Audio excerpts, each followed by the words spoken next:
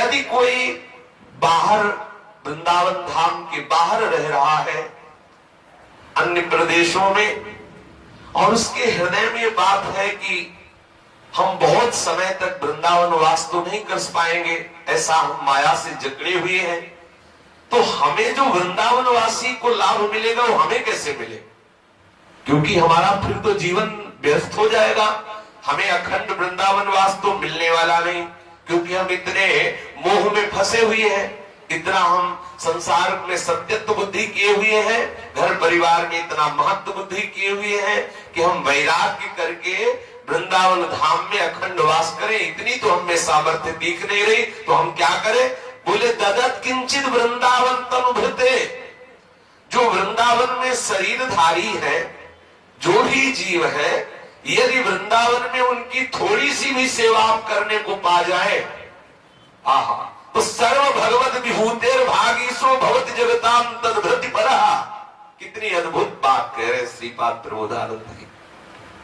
ये वृंदावन के जो पक्षी हैं, वृंदावन की ये जो गाय पशु आदि, ये जो वृंदावन के बंदर आदि, यहाँ के जो ब्रजवासी जन, यहाँ जो वास करने वाले संत महात्मा, जो भी गृहस्थी जन जो भी है, यदि कहीं यहाँ किसी की भी आपके द्वारा धन अन्न वस्त्र वास आदि की सेवा बन जाए आपसे, तो श्रीपाद प्रबोधानंद जी कह रहे हैं कि वो भगवान की समस्त विभूतियों को तृप्त करने वाला बन जाता है।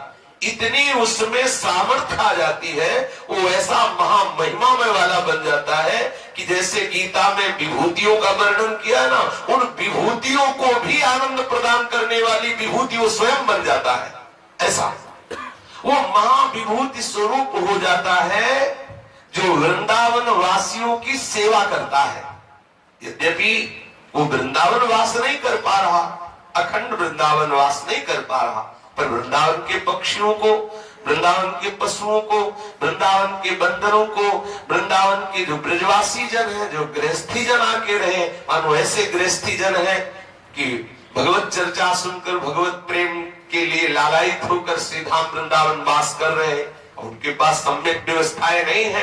आपको भगवान ने यदि धन दिया है और आप ये लाभ लेना चाहते हैं वृंदावन वास का, तो चाहे वो गृहस्थ हो चाहे विरक्त, इस भूमि में वास करने वाले के लिए ये मर्यादा नहीं कि विरक्त की ही सेवा करनी चाहिए। यहाँ वनवासी है सब, कोई भी हो, स्त्री हो, पुरुष हो, गृहस्थ हो, विरक्त हो, वो सब वनवासी है। इस वन में वास करने वाले हर वनवासी की सेवा का फल एक ही होगा, चाहे वो गृहस्थी की सेवा करे, चाहे वो बंदर की सेवा करे, चाहे वो विरक्ति की सेवा करे, चाहे गाय की सेवा करे, चाहे किसी की भी, वो वृंदावन वासी है। इस बात की बात यहाँ है, कोई भी हो, अगर उसको आवश्यकता है और आपको भगवान ने दिया है धन आदि, अन्न आदि, वस्त्र आदि, ऐसी सामर्थ्य दी है और आप परम लाभ प्राप्त करना चाहते हैं, तो मोह और लोभ का त्याग करके वृंदावन वासियों के वास की व्यवस्था, भोजन की व्यवस्था, वस्त्र की व्यवस्था, उनको प्यार दो, उनके प्रति अपनापन करो,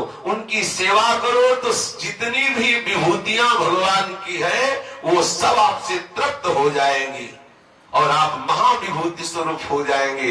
महाविभूति स्वरूप अर्थात बिना वृंदावन वास किए भी वृंदावन वास का फल आपको प्राप्त हो जाएगा। कितनी सहज बात है। कांच के बदले में मणि मिल रही है, कांच के बदले। कहां सांसारिक तुच्छ धन, कहां सांसारिक अन्न वस्त्र आदि, और कहां प्रियालाल का कृपा प्रसाद, केवल ब्रजवासियों की सेवा से। जैसे माँ को प्रसन्न करना हो तो उसके बेटे को दुलार करने लगो, कुछ उसको खिला पिला दो, तो माँ अपने आप बोलने लगे। ऐसे माँ से बात करने की तुम्हारी सामर्थ्य नहीं होगी, लेकिन जब आप उसका बेटा जा रहा हो, दौड़ के उसको टापी दो, दुलार करो और कुछ भी देने लगो, तो माँ अपने आप बात कर लेगी। आप भाई ऐसा क्यों कर रहे हो, रहने दो बच्चा, वो अपने आप आपसे प्रेम भरी बात करने लगे।